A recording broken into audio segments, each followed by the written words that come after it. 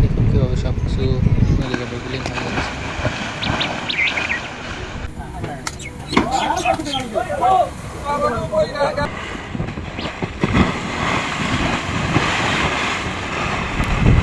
আবারও পদ্মা নদীর ভয়াবহ আকারে ভাঙন দেখা দিয়েছে।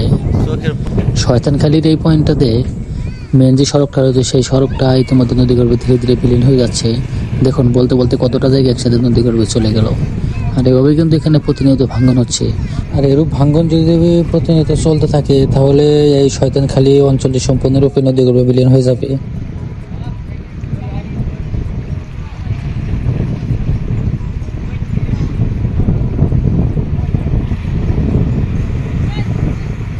দেখুন পদ্মার পানি কিভাবে ঘুরতে ঘুরতে শয়তানখালী ঘাটের সড়কের অর্ধেকটা জায়গায় তোমাদের নদীগর্ভে গিলে নিয়েছে। আর হয়তো বাকি অংশটুকু ধীরে ধীরে এই ঘাটের অংশগুলা ধীরে ধীরে গিলে নেবে। দেখুন কতটা ভয়াবহ আকার ধারণ করতেছে এই জায়গাটাতে। আর এরূপ ভাঙন কিন্তু এখানে এবছর সবচেয়ে বেশি পরিমাণে হচ্ছে।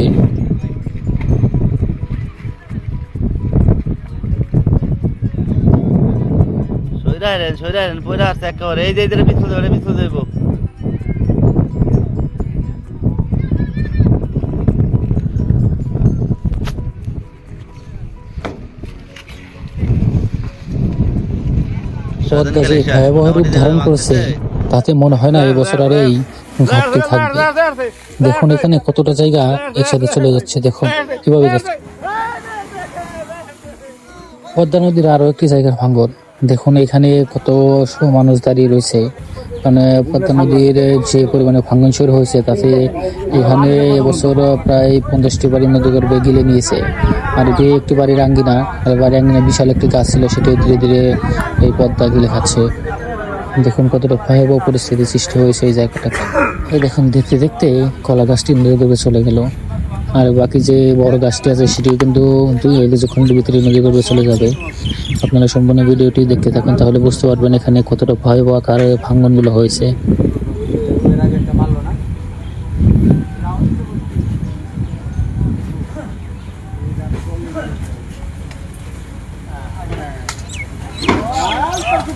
সব শেষ হয়ে গেল মুহূর্তের মাঝে। এই বিশাল একটি গাছ নদীগর্ভে বিলীন হয়ে গেল।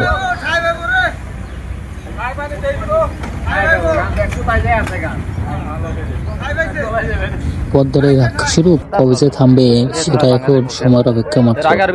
আর এখানে প্রচুর পরিমাণে ভাঙন হলেও কিন্তু এখন এখানে কোনো প্রকার বাঁধের কাজ করা হয়নি। এটা খুবই হতাশাজনক। দেখতে পাচ্ছেন যে এখানে কি পরিমাণে ভাঙন হচ্ছে। আর এই জায়গাটি হচ্ছে জাজিরার কৈলান মোল্লাকান্দিতে। আর এখানে যে পরিমাণে ভাঙন হয়েছিল গত বছর, তারপরে কিন্তু এখন এখানে ভালো মানের কোনো প্রকার বাঁধ তৈরি করা হয়নি। দেখুন কতটা ভয়ানক আকার ধারণ করেছে। পদ্মার এই রুদ্ররূপ এখন এই সম্পূর্ণ জাজিরাবাসীর কাছে একটি ভয়ানক আতঙ্ক।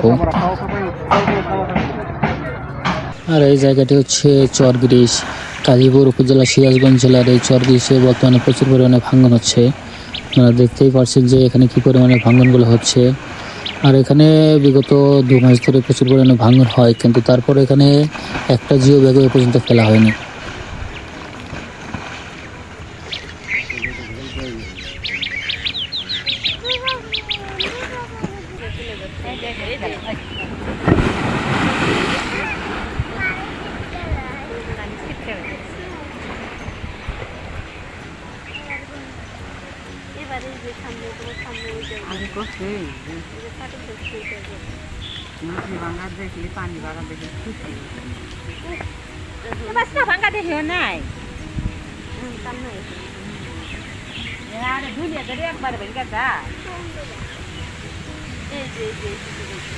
যমুনার ভাঙ্গনে চরগিরিশের প্রায় 200 পরিবার ইতিমধ্যে এখান থেকে অন্য জায়গায় চলে গেছে। আর এখনো প্রতিনিয়ত ভাঙন হচ্ছে, কিন্তু তারপরেও এই চরগিরিশে কোনো প্রকার বাঁধের কাজ তো করা হয়নি। এমনকি এক বস্তা যে জিও ব্যাগ ফেলবে সেটাও ফেলা হয়নি।